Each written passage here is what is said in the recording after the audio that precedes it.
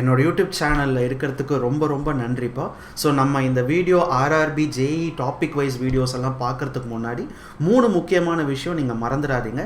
So first உங்களோட exam level. So நம்மளோட பழைய வருஷத்தோட RRB JEE quantitative aptitude reasoning question பேப்பர்ஸ்லாம் எடுத்து பார்க்கும்போது உங்களோட CBT 1 அந்த ஸ்டேஜ் லெவலான கொஷின் எந்த லெவலில் இருக்குதுன்னு பார்த்தீங்கன்னா மீடியம் லெவலில் தான் இருக்குது. ஸோ நீங்கள் பண்ண வேண்டியது எல்லாமே ஈஸியான கொஷின் ப்ராக்டிஸ் பண்ணுங்கள், ரொம்ப ஈஸியான கொஷினும் ப்ராக்டிஸ் பண்ணுங்கள், அதிகமாக மீடியம் லெவல் கொஷின்ஸை ப்ராக்டிஸ் பண்ணுங்கள். ரொம்ப ஹார்ட் லெவல் கொஷின்ஸை ப்ராக்டிஸ் பண்ணி டைம் வேஸ்ட் பண்ண வேணாம். முடிஞ்ச வரைக்கும் மீடியம் லெவல், ஈஸி லெவல், கொஞ்சம் மீடியம் விட எக்ஸ்ட்ரா அதை மட்டும் நீங்கள் படிச்சுக்கிட்டா போதும். ஸோ உங்கள் CBT 1 குவான்டிடேட்டிவ் ஆப்டிடியூட் ரீசனிங் உங்களால் ஈஸியாக கிளியர் பண்ண முடியும். ரெண்டாவது விஷயம், இப்போது நான் என்னோட சேனலில் என்ன பண்ண போகிறேன் RRB JEEக்கு அப்படின்னு பார்த்தீங்கன்னா, ஒவ்வொரு குவான்டிடேட்டிவ் ஆப்டிடியூட் டாபிக் நம்ம ஆரம்பித்து ஸோ நான் 20 கொஷின் சொல்லி கொடுக்க போகிறேன். எல்லா கான்செப்டும் கலந்து 20 கொஷின் கரெக்டாக உங்கள் எக்ஸாம் பாயிண்ட்டுக்கு அந்த மீடியம் லெவல்னு சொல்கிறேன் இல்லையா, அந்த மீடியம் லெவல் கொஷின் 20 கொஷின் ஒவ்வொரு டாப்பிக்லையும் நான் சால்வ் பண்ண போகிறேன். முடித்ததுக்கப்புறமா அதே டாப்பிக்கில் 30 கொஷின் அந்த லெவல் உங்கள் எக்ஸாமுக்கு எந்த லெவலில் கேட்குறாங்களோ அதே லெவலில் நான் ஒரு 30 கொஷின் டெஸ்ட்டு கொடுக்குறேன். ஸோ மொத்தமாக 50 கொஷின் நம்ம ஒவ்வொரு டாப்பிக்லேருந்து ஆப்டிடியூடுக்கும் ரீசனிங்க்கும் படிக்க போகிறோம். ஸோ மூணாவது முக்கியமான விஷயம், அந்த டெஸ்ட்டு எங்கே இருக்குது அப்படின்னு தான். ஸோ நீங்கள் நிறைய பேர் என்னோடய வெப்சைட்டாக இருக்கட்டும் feelfreetolearn.com இல்லை நீங்கள் மொபைல் அப்ளிகேஷன் ஆண்ட்ராய்டில் ஃபீல் ஃப்ரீ டு லேர்ன் ஆப்குள்ளே போனீங்கன்னா ரயில்வே எக்ஸாம்னு ஒரு டெஸ்ட் இருக்கும், 99 ரூபா.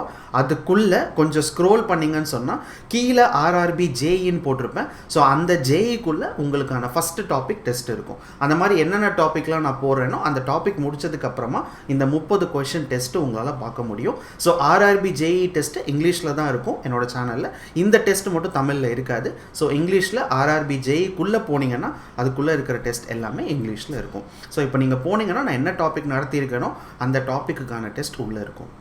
சரிப்பா, இப்போ நம்ம அடுத்த டாபிக் இந்த RRB JEE எக்ஸாமுக்கு பார்க்க போகிற ஒரு ரொம்ப முக்கியமான டாபிக் சில்லாஜிசம். சரிங்களா? ஸோ சில்லாஜிசம் அப்படின்றது ஒரு பெரிய ஒரு டாபிக் ரீசனிங்கில். இப்போ நம்ம ஆப்டிடியூட் எடுத்துக்கிட்டோன்னு வச்சுக்கோங்களேன், அதில் மெஷர்மெண்ட்டுன்னு பார்த்தீங்கன்னா இந்த கோனு, கியூபாய்டு நிறையா இருக்கும்ல, அந்த மாதிரி தான் ரீசனிங்கில் இந்த சில்லாஜிசம் அப்படின்றது ஒரு டாப்பிக்கு நீங்கள் படிக்க புதுசாக ஒன்று வந்துகிட்டே இருக்கும். இப்போ நான் படித்து முடிச்சிட்டேன் அப்படின்னு நினைப்பீங்க, உங்கள் ஃப்ரெண்டு எடுத்துகிட்டு வந்து ஒரு கொஷினை சால்வ் பண்ண சொல்லுவான், ஆனால் அது பார்த்தீங்கன்னா உங்களுக்கு புதுசாக தெரியும்.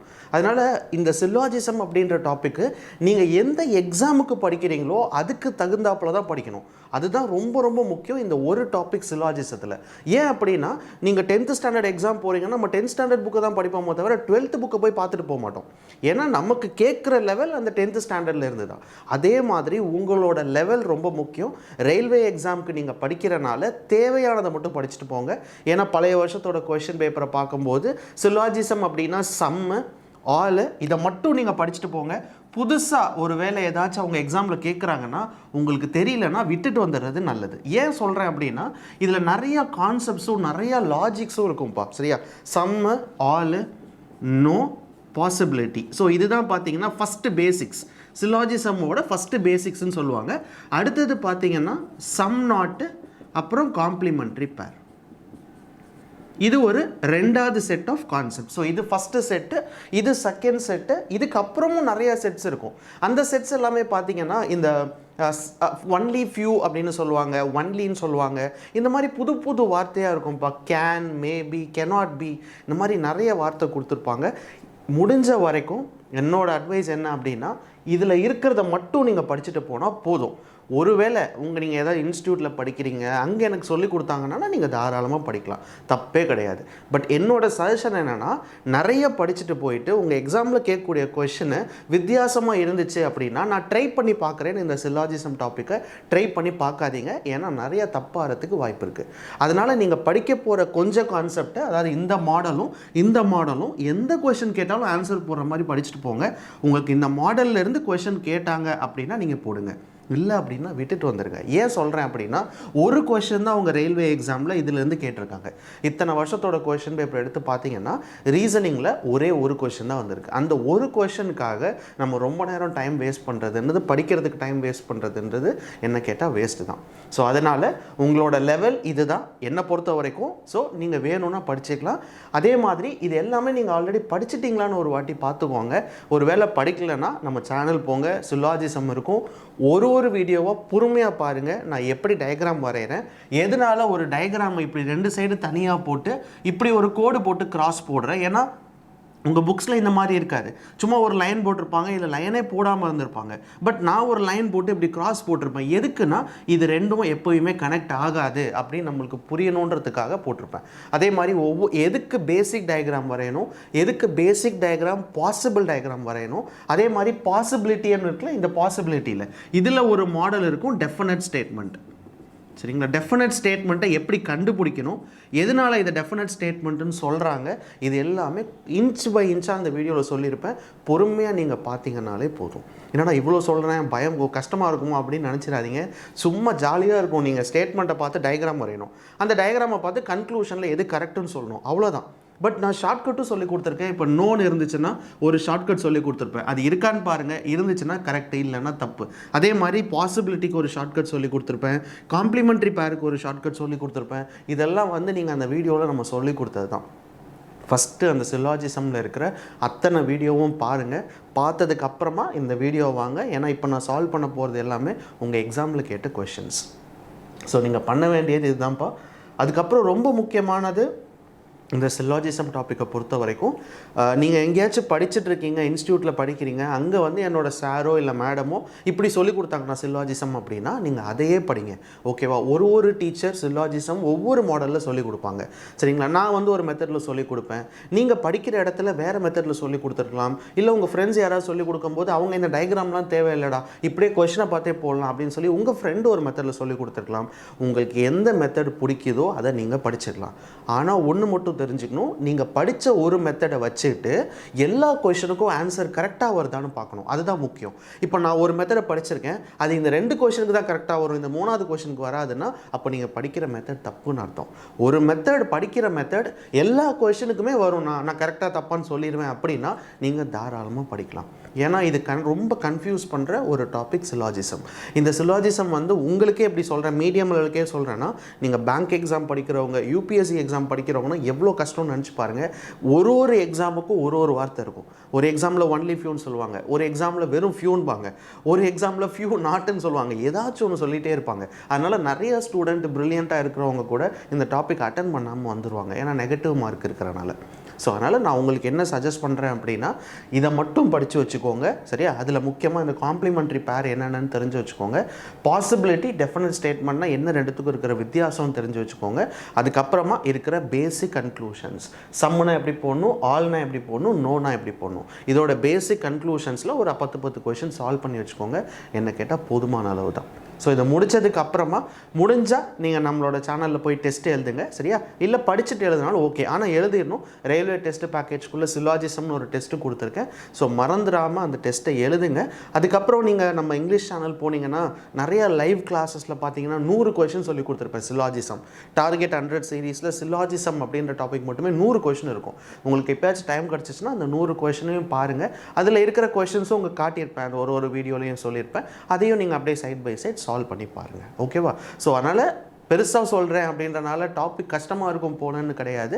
நான் எதுக்கு இதெல்லாம் சொல்கிறேன்னா, உங்களோட எக்ஸாமுக்கு என்ன லெவல் படிக்கணுமோ அதை மட்டும் நீங்கள் படிச்சுட்டு போயிட்டீங்கனாலே இது போதுமான அளவு தான். சரியா?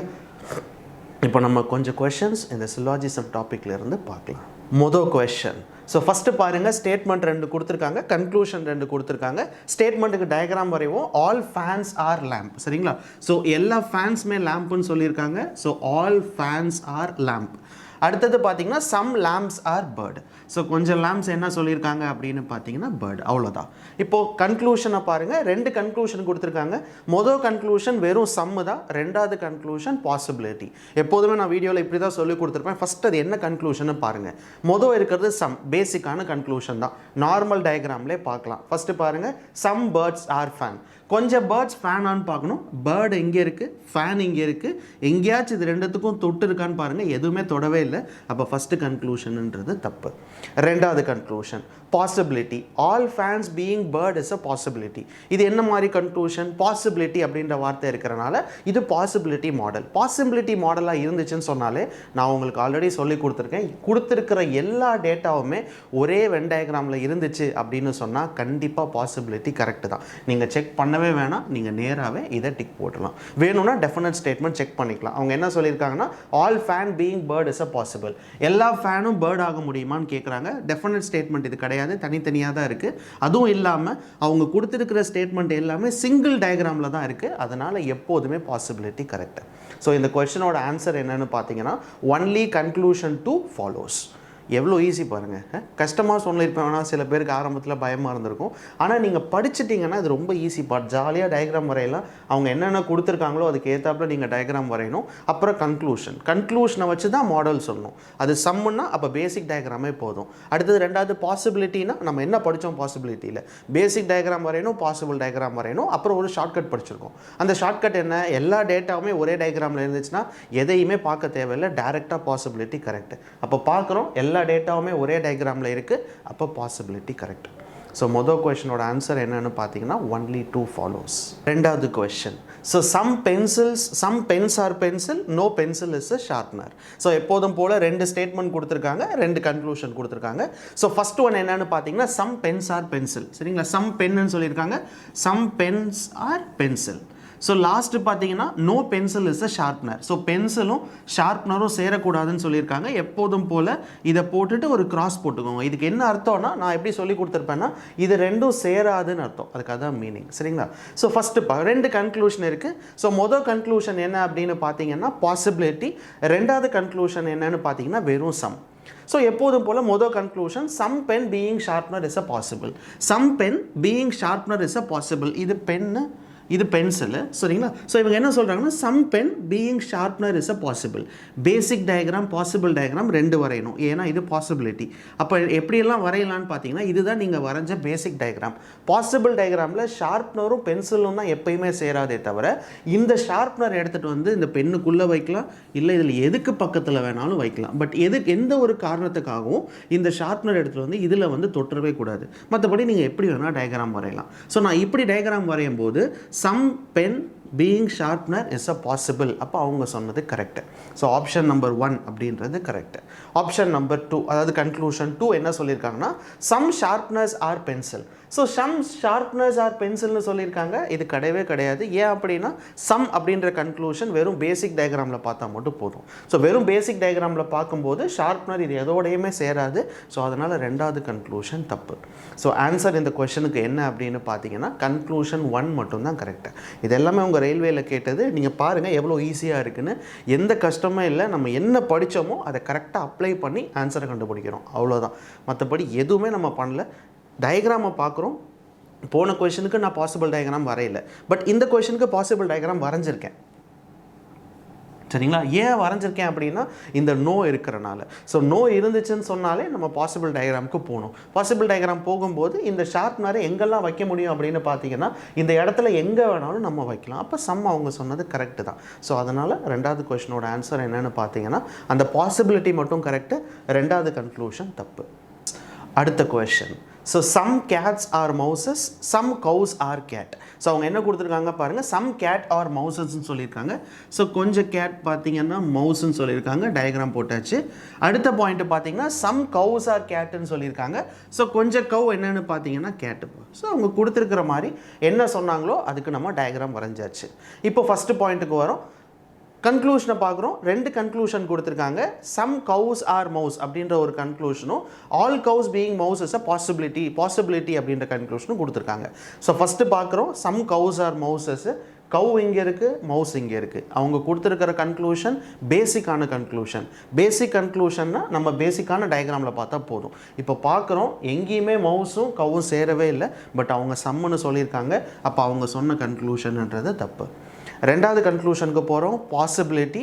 இது பாசிபிலிட்டின்னு தெரிஞ்சாலே நம்ம டைரெக்டாக இதை கரெக்டுன்னு சொல்லிடலாம். எப்படி சொல்கிறேன், ஏன்னா அவங்க கொடுத்துருக்கிற மூணுமே எதில் இருக்குதுன்னு பார்த்தீங்கன்னா சிங்கிள் வென் டயக்ராமில் இருக்குது. சிங்கிள் வென் டயக்ராமில் இருக்குது அப்படின்னு சொன்னால் எங்கேயுமே நோ கிடையாதுல்ல. இப்போ ஏதாச்சும் ஒன்று தனியாக அப்படி இருக்குதுன்னு வச்சுக்கோங்களேன், அப்போ நம்ம பாசிபிள் டயக்ராம் வரையணும். பட் இதில் எதுவுமே தனியாக கிடையாது. ஒரு வேளை இப்படி இருந்தாலோ இல்லை இந்த சைடு இப்படி ஆல் போட்டு இங்கே ஒரு சம் போட்டு எப்படி இருந்தாலும் சரி, எல்லாமே ஒரே டயக்ராமில் ஏதோ ஒரு மூலையில் மெர்ஜ் ஆகிருக்கு.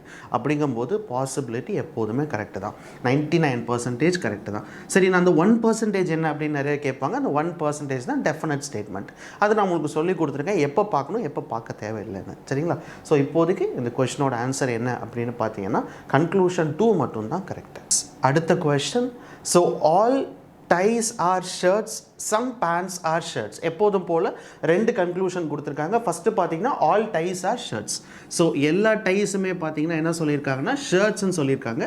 ஸோ அடுத்த பாயிண்ட் பார்த்தீங்கன்னா some pants are shirtsன்னு சொல்லியிருக்காங்க. So some pants are shirts. So எப்போதும் போல் அவங்க சொன்ன மாதிரி நம்ம டயக்ராம் வரைஞ்சாச்சு. அவங்களுக்கு கீழே என்ன கன்க்ளூஷன் கொடுத்துருக்காங்கன்னு பாருங்கள். ஸ்டேட்மெண்ட்டு கீழே some ties are pant, no ties is a pant. So நம்ம பார்க்குறோம்ப்பா, கன்க்ளூஷன் பார்க்குறோம். ஃபஸ்ட்டு ஒன் பார்த்தீங்கன்னா சம், செகண்ட் ஒன்று பார்த்தீங்கன்னா நோ. எப்போதுமே என்ன சொல்லியிருக்கேன், ஒரு சம்மும் நோவும் இருந்துச்சுன்னு சொன்னால் இது காம்ப்ளிமெண்ட்ரி பேரா இல்லையான்னு செக் பண்ணிட்டு தான் ஆன்சர் சொல்லணும். நீங்கள் நேராக இது தனித்தனியாக பார்க்கக்கூடாது. ஃபஸ்ட்டு காம்ப்ளிமெண்ட்ரி பேரான்னு பார்க்கணும். காம்ப்ளிமெண்ட்ரி பேர் எப்படி பார்க்குறதுனா, இந்த சம்முன்ற கன்க்ளூஷனை விட்டுட்டு நோன்ற conclusion basic diagram possible diagram பார்க்கணும். ஃபஸ்ட்டு நம்ம பேசிக் டயக்ராமாக பார்க்குறோம். சரிங்களா? பேசிக் டயக்ராமில் என்ன சொல்லியிருக்கோன்னா no dice is a pant. டைஸும் பேண்ட்டும் சேராதுன்னு சொல்லியிருக்காங்க. இங்கே இருக்குது டைஸு, இங்கே இருக்குது பேண்ட்டு. ஸோ டைஸும் பேண்ட்டும் சேராதுன்னு சொல்லியிருக்காங்க. அவங்க சொன்ன மாதிரி டைஸும் பேண்ட்டும் சேரலை. பேசிக் டயக்ராமில் அவங்க என்ன சொல்லியிருக்காங்களோ அது கரெக்டு தான். பட் பாசிபிள் டயக்ராம் வரையும் போது இந்த பேண்ட்டை நான் இப்படி தான் போடணும்னு கிடையாது, இப்படி கூட இப்படி பெருசாக கூட போடலாம். அப்படி போட்டிங்கன்னா டையும் பேண்ட்டும் சேர்ந்துடும். அப்படி சேர்ந்துச்சுன்னா அவங்க ரெண்டாவது கன்க்ளூஷனில் என்ன சொல்லியிருக்காங்க, நோ டை இஸ் அ பேண்ட்டுன்றாங்கன்னா சம் டைஸ் ஆர் பேண்ட்டுன்னு சொல்லியிருக்கேன். ஸோ அப்போது பாசிபிள் டயக்ராமில் அது தப்பு. ஸோ ஒரு டயக்ராமில் கரெக்டு, இன்னொரு டயக்ராமில் தப்புன்னு சொன்னால் இது காம்ப்ளிமெண்ட்ரி பேர். அப்போ ஆன்சர் என்ன அப்படின்னு பார்த்தீங்கன்னா either R. Either conclusion 1 or 2 follows. இந்த கொஷனோட ஆன்சர் அதுதான். சரிங்களா? நீங்கள் படிச்சதுனால தான் இது உங்களுக்கு புரியும். சுத்தமாக படிக்காமல் இந்த வீடியோ வந்து பார்த்தீங்கன்னா ஏதோ காட்டுக்குள்ளே உட்காந்துருக்கிற மாதிரி இருக்கும். ஒன்றுமே புரியலன்ற மாதிரி இருக்கும். ஸோ அதனால் நம்ம ஆல்ரெடி படிச்சிருக்கோம். உங்களை வீடியோவும் நான் பார்க்க சொல்லியிருக்கேன். ஸோ பார்த்ததுக்கப்புறம் இதை பார்க்குறது எப்போதுமே நல்லது. சரிங்களா? ஸோ அதனால தான் சில்லாஜிசம் பார்த்தீங்கன்னா நீங்கள் நிறையா ரீகால் பண்ணணும். நீங்கள் வந்து ஒரு வாரத்துக்கு முன்னாடி படிச்சுட்டு திருப்பி வந்தால் கூட அது உங்களுக்கு புதுசாக தெரியும். ஸோ நல்லா ரீகால் பண்ணி வச்சுக்கோங்க, நோட்டில் எழுதி வச்சுக்கோங்க. பாசிபிலிட்டினா என்ன பண்ணணும், காம்ப்ளிமெண்ட்ரி பேர் எப்போ பார்க்கணும், நோக்கு எப்படி டயக்ராம் வரையணும், சம் நாட்னா என்ன பண்ணணும், அதே மாதிரி டெஃபினட் ஸ்டேட்மெண்ட் எப்போ பார்க்கணும் எப்போ பார்க்க தேவையில்லை. இது எல்லாமே ஒரு நோட் மாதிரி ஒரு பேப்பரில் எழுதி வச்சுக்கோங்க. அதுவே போதுமான அளவு தான். இப்போ பாருங்களேன், நான் 4 கொஷின் சால்வ் பண்ணேன்னா 4 தான் பண்ணியிருக்கேன்னு நினைக்கிறேன். ஸோ 4 கொஷின் சால்வ் பண்ணியிருக்கேன். இந்த 4 கொஷினுமே உங்கள் ரயில்வே எக்ஸாமில் கேட்டது. சரிங்களா? எதுவுமே அவங்க கஷ்டமாக கேட்ட மாதிரி எனக்கு தெரியல. ஏன்னா எல்லாமே அந்த பேசிக்கான கன்க்ளூஷன்லேருந்து தான் இருக்குது. ஒரு காம்ப்ளிமெண்ட்ரி பேர் கொஷின் கேட்டிருக்காங்க, மற்றபடி சம், நோ, பாசிபிலிட்டி இதுதான் கேட்டிருக்காங்களே தவிர எந்த இடத்துலையுமே அவங்க ஒரு கஷ்டமான கொஷின்ஸ் கேட்கல. ஈவன் நம்மளோட RRB NTPC நீங்கள் எடுத்து பார்த்தாலும் சரி, குரூப் டி எடுத்து பார்த்தாலும் சரி, எல்லா ரயில்வே கொஷின் பேப்பருமே இருக்குது. நான் எடுத்து பார்த்தேன், எதுலேயுமே சில்லாஜிசம் கஷ்டமாக இல்லை. நீங்கள் SSC படிக்கிறவங்களா இருந்தாலும் சரி, ஸ்டாஃப் செலெக்ஷன் படிக்கிறவங்களா இருந்தாலும் உங்களோட பழைய வருஷத்தோட கொஷின் பேப்பர் எடுத்து பார்த்தீங்கன்னாலும் எதுவுமே கஷ்டமாக இல்லை. அதனால் நீங்கள் ஈஸியாக இருக்கிறதே தப்பு பண்ணிடக்கூடாது. ஈஸியாக இருக்கிற அந்த பேசிக்ஸை நல்லா படித்து வச்சுக்கிட்டா போதும். சரிங்களா? ஸோ இப்போ பண்ண வேண்டியது என்னென்னா, ஒரு வாட்டி எல்லா வீடியோவும் ரீகால் பண்ணிக்கோங்க, படித்து வச்சுக்கோங்க. அப்புறம் நீங்கள் போய் டெஸ்ட் எழுதுங்க. சரி, ஒரு 20 கொஷின் டெஸ்ட்டு கொடுத்துருக்கேன் சில்லாஜிசமில். மறந்துடாமல் டெஸ்ட் எழுதிடுங்க, அப்போ தான் உங்களுக்கு புரியும். ரைட்? ஸோ தேங்க்யூ ஸோ மச்ப்பா வீடியோ பார்த்ததுக்கு. நான் சொன்ன மாதிரி உங்களுக்கு எக்ஸ்ட்ரா கொஷின்ஸ் வேணும்னா, வீடியோலாம் வேணும் அப்படின்னா அந்த டார்கெட் 100 சீரீஸ்ன்னு சொல்லி ஒன்று போட்டிருப்போம். தமிழ் சேனல்லேயும் இருக்குது, பேங்க் எக்ஸாமுக்கு தமிழ் சேனல்லையும் இருக்குது, இங்கிலீஷ்லேயும் இருக்கும். அதில் சில்லாஜிசம்னு ஒன்று இருக்கும், அதை வேணால் போய் பாருங்கள். 100 கொஷின் கிட்ட சொல்லி கொடுத்துருப்பேன். அதை ஒரு வாட்டி ஃபுல்லாக பார்த்தீங்கனாலே உங்களுக்கு ஒரு ஐடியா கிடச்சிரும். சரிங்களா? ஸோ வீடியோ பார்த்ததுக்கு ரொம்ப நன்றிப்பா. ஸோ மறந்துடாமல் உங்கள் ஃப்ரெண்ட்ஸ் யாராச்சும் ரயில்வே எக்ஸாம்ஸ்க்கு படிக்கிறாங்கன்னா அவங்களுக்கு இந்த வீடியோவை ஷேர் பண்ணுங்கள். ஸோ தட் அவங்களும் பார்த்து படித்து இது எல்லாமே கற்றுக்கட்டும்.